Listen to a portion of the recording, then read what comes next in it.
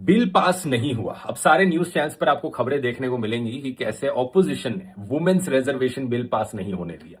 हैरान मत होना, कुछ दिनों बाद प्रधानमंत्री भी अपने भाषणों में जाकर कहने लगे, मेरी माताओं बहनों देखो कैसे ये औरतों के खिलाफ हैं, आप लोगों का बिल नहीं पास होने देते। लेकिन सच बात यह है कि वुमेन्स रिजर्वेशन बिल तो 2023 में पास हो गया था 454:2 के वोट के साथ। तब किसी ने अपोज नहीं किया था उससे। असलियत में जो बिल नहीं पास हुआ ये एक डीलिमिटेशन बिल था जिस पर वुमेन्स रिजर्वेशन का मुखौटा लगाया गया था। असली मकसद इस बिल का था लोकसभा की सीटें बढ़ाना। और क्यों बढ़ाना?